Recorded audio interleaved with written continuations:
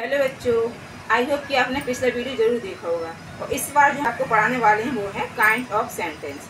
और kinds of sentence में आपको सबसे पहला जो सेंटेंस आता है वो आता है आपका असर्टिव सेंटेंस। पहले तो आप लोग ये भी समझिए कि सेंटेंसेस होते क्या हैं। सेंटेंस होता है जब भी हम अपनी कोई बात किसी पूरी तरीके से डिक्लेयर करते हैं, किसी बात की पुष्टि करते हैं, तथ्य करते हैं। जैसे मैं जाता हूँ, मैं खाता हूँ, वह जा रहा है। वो सेंटेंस कैसा भी हो सकता है, वो नेगेटिव भी हो सकता है, पॉजिटिव भी हो सकता है, इंट्रोगेटिव हो सकता है, या हम किसी को ऑर्डर भी दे सकते हैं। मतलब किसी प्रकार का जो सेंटेंस है वो सारे सेंटेंसेस ही कहलाते हैं। उसी में सबसे यदि असर्टिव सेंटेंस आप कहा जाए तो उसको आप 2 टाइप से डिवाइड कर सकते हैं। इसे अफर्मेटिव भी कह सकते हैं, दूसरा नेगेटिव भी। क्योंकि बात इंसान दोनों तरीके से अपने सिद्ध करता है, चाहे वो नेगेटिव में करे पॉजिटिव में करे। जैसे राम ने खाना खाया या फिर राम ने खाना नहीं खाया, मैं बाजार जा रहा हूँ या मैं बाजार नहीं जा रहा हूँ, या मैं बाजार जाती हूँ। तो कोई भी सेंटेंस है वो डिक्लेरेशन होता है, इसको हम डिक्लेयर भी करते हैं। अफर्मेटिव सेंटेंस होता क्या है? An affirmative sentence makes positive statement that clear. क्या होता है कि जब हम कोई भी बात या कोई भी अपनी बात को पुष्टि रखते हैं ना, तो वो अपना जो होता है अफर्मेटिव, जिसको हम सकारात्मक वाक्य भी कहते हैं। जैसे फॉर एग्जाम्पल, जैसे अफर्मेटिव सेंटेंस का एग्जाम्पल होता है Ram is going to market. ठीक है, क्योंकि हमें पता है कि राम बाजार जा रहा है, ये निश्चित है, इसमें कोई दो राय तो है नहीं। तो ये सेंटेंस जिसकी तथ्य की पुष्टि होती है, जिसमें किसी बात को ट्रूली करेक्टली बोला जाता है, वो जो सेंटेंस होता है वो अफर्मेटिव सेंटेंस होता है। ठीक है, उसमें आप में जैसे है ना, स्काई इज ब्लू, पता है कि बादल में जो स्काई होता है वो ब्लू ही होता है। वाटर बॉयल एट 100 डिग्री, तो ये सबको पता है कि पानी जो है 100 डिग्री पे उबलता है। तो मतलब ये कुछ ऐसे तथ्य हैं कि एक पर्सन अपनी बात को प्रूव करने के लिए जो मुंह से स्टेटमेंट बोलता है, जो मुंह से तथ्य बोलता है अपनी बात को डिक्लेयर करने के लिए, that is called assertive and affirmative sentence. ये हमारे जो है सकारात्मक वाक्य होते हैं, जिसमें नेगेटिव का कोई चांस नहीं होता है। नो, नॉट, नेवर, इनका कोई चांस नहीं होता है। आए समझ में? ये है हमारे अफर्मेटिव।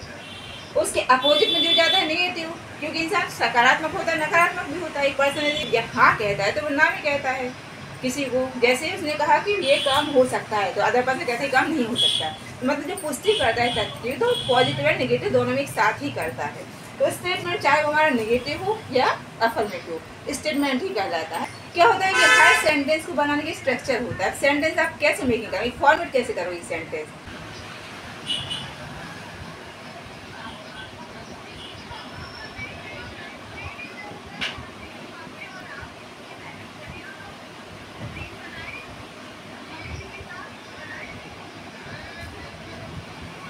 क्या होता है कि जैसे आपका सेंटेंस है, तो आप कोई भी सेंटेंस आप कैसे बनाते हैं? तो सेंटेंस में मेन चीज़ें क्या होती हैं?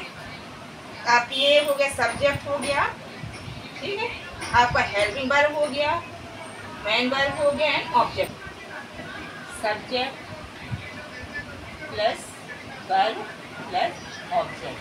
ठीक है, ये साधारण सी फॉर्मूला होता है। सब्जेक्ट हो गया, वर्ब हो गया, ऑब्जेक्ट हो गया। सब्जेक्ट आपका पर्सन होता है, पर्सन को आप कर्ता ही बोल सकते हैं। सेकंड आपका वर्ब है, वर्ब आप इसके नेक्स्ट जो आपको वीडियो बनाएंगे उसमें वर्ब का डिटेल्स पढ़ाएंगे आपको। लेकिन जो वर्ब होता है, इंसान जो एक्शन करता है, चाहे वो कोई एक्शन हो, खाना पीना, जाना, सोना, रोना, हंसना एक्सेट्रा, जो भी होते हैं वो वर्ब कहलाते हैं। And other thing is object. उसके बाद जो वर्ब और सब्जेक्ट वर्ब का जब नेक्स्ट जो आता है स्टेप, वो होता है ऑब्जेक्ट का। जब हम इन सब चीज़ों को जोड़ लेते हैं तो ये सेंटेंस बन जाता है। For example,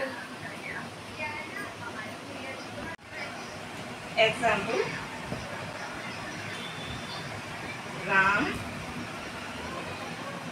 goes to market. चलिए आपको एक एग्जाम्पल मान के चलिए, ये आपको सभी को पता है कि राम जो है वो हमारा क्या कहलाएगा? सब्जेक्ट। ठीक है, ये राम हमारा सब्जेक्ट है। सब्जेक्ट को हम बोलते हैं कर्ता। ठीक है, जो कर्म करता है, फर्स्ट पर्सन जो होता है वो कर्ता होता है, वो राम आया। सेकेंड आपका जाना हो गया, गोस हो गया जाना, कोई वर्ब कहलाती है, तो ये हो गया वर्ब। प्लस आपका हो गया ऑब्जेक्ट। राम जा कहाँ रहा है, जहाँ कहाँ का आंसर मिलता है वो ऑब्जेक्ट हो हमारा, तो वो हो गया हमारा ऑब्जेक्ट, हो गया मार्केट। तो इस प्रकार से subject plus verb plus object, ये हमारा साधारण सा फॉर्मूला होता है कोई भी सेंटेंस बनाने का। और जब इसी में जब इस सेंटेंस को और बढ़ा दिया जाता है तो इसमें अदर थिंग्स ऐड हो जाती हैं, जैसे कि इसके अलावा जैसे सब्जेक्ट हो जाता है, प्लस हेल्पिंग वर्ब होता है। अब आप कहेंगे हेल्पिंग वर्ब क्या कहलाती है?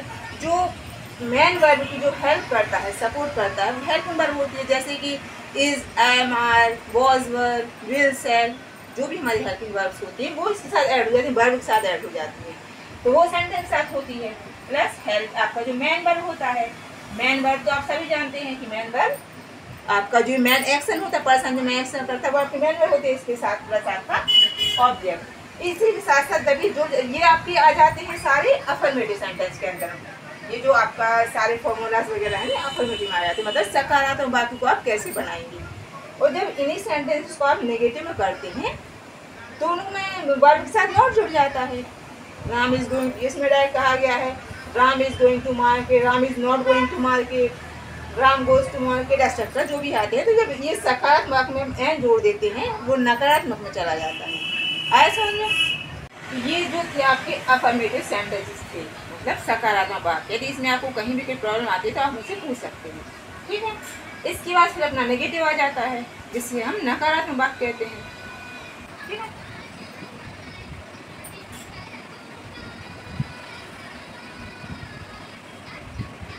इसका एग्जाम्पल है जैसे Ram is not going,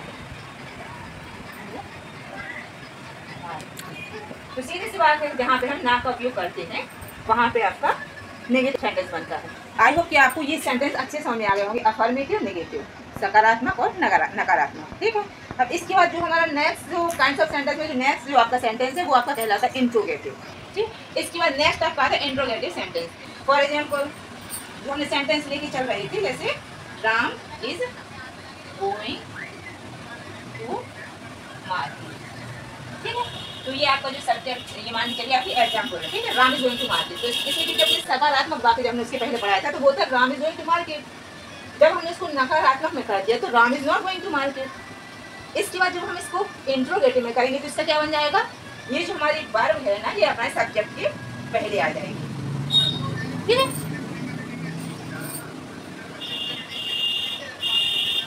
Ram going to,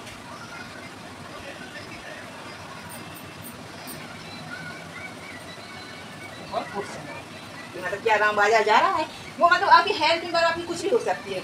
is, am, are, was, were, will, should, could, can, anything else, जो भी आपकी हेल्पिंग वर्ब है वो जब कोई हेल्पिंग वर्ब आपकी सब्जेक्ट से पहले आती है तो वो उस चीज़ को इंट्रोगेटिव में चेंज कर देती है, और वो जो सकारात्मक या नकारात्मक वाक्य है वो प्रश्नात्मक वाक्य में बदल जाता है।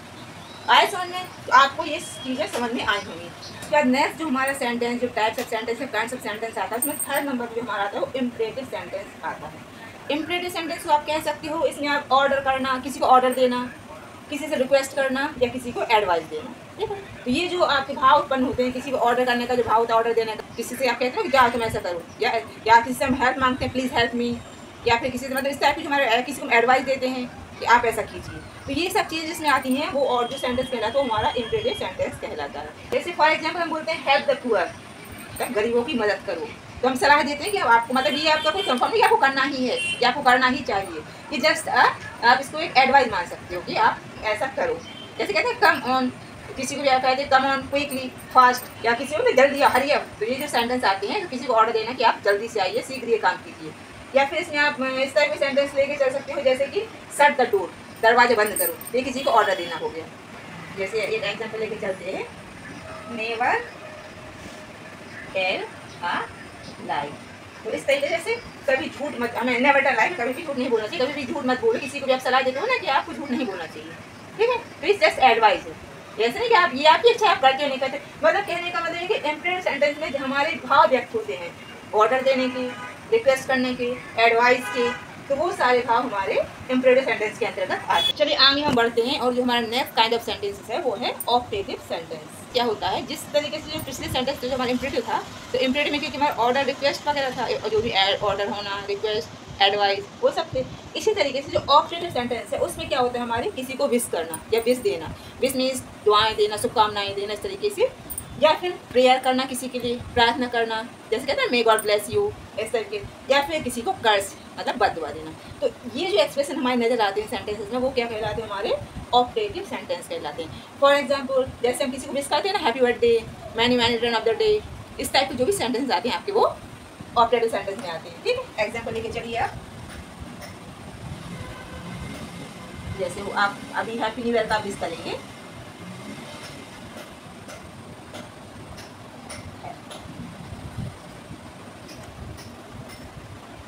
ठीक है, तो ये आप किसी को विश करना, हैप्पी न्यू ईयर के लिए जो विश आप किसी में विश करते हैं, आप anniversary, birthday, new year and etcetera किसी में विश करते हो, वो आप ऑप्टेटिव सेंटेंस के अंतर्गत ही आता है।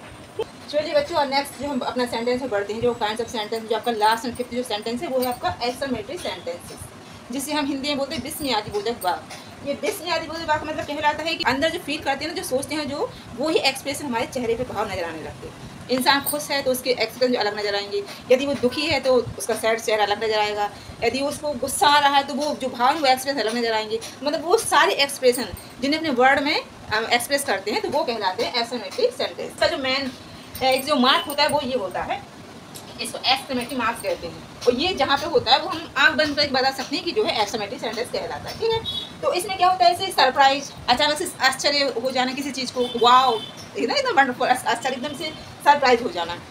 दुखी, सॉरो फील करना, कहीं कोई दुख हमारे चेहरे में आता है तो वो अलग से नजर आ जाता है, या फिर एंगर, क्रोध, गुस्सा, कभी हम किसी चीज़ गुस्सा होते तो वो भाव नजर आता है, या फिर रिग्रेट, पश्चाताप, किसी चीज़ के लिए दुखी है, परेशान, वो अलग दिखता है, या फिर किसी से आपको गुस्सा, दुश्मनी निकाला तो वो आपका एक्सप्रेशन अलग नजर आता है। ठीक है, फॉर एग्जाम्पल आप एक एग्जाम्पल लेके चलिए, जैसे मान के चलिए आप देखते हैं हाउ ब्यूटीफुल, मतलब कितना सुंदर है, तो अंदर से खुशी महसूस होती है, तो लगता है कि जॉय, तो जो एक्सप्रेशन है जॉय का होता है। जैसे लिखते हैं हाउ केयरफुल यू आर, ये सरप्राइज है कि आप कितने केयरफुल हैं किसी की भी चिंता करने के लिए। इसके बाद नेक्स्ट, जैसे आप किसी पे बहुत गुस्सा आ रहा है, आप नहीं बोलते कि हाउ डेयर यू, आपकी हिम्मत कैसे हुई, तो वो सारे एक्सप्रेशन जो साफ साफ हमारे चेहरे पर नजर आते हैं, वो जो कहलाते हैं वो एक्सक्लेमेटरी सेंटेंसेस कहलाते हैं। ओके बच्चों, जो हमारे टॉपिक्स हैं उनमें जो फर्स्ट जो टाइप्स था काइंड ऑफ सेंटेंस, वो आपको समझ में अच्छी तरीके से आ गया होगा। अब जो हम नेक्स्ट वीडियो पढ़ेंगे वो है सब्जेक्ट एंड प्रेडिकेट, तो आप लोग जरूर ध्यान से देखिएगा, और यदि आपको वीडियो पसंद आता है तो लाइक ज़रूर कीजिएगा और कमेंट भी कीजिए, और साथ ही साथ सब्सक्राइब भी ज़रूर कीजिए।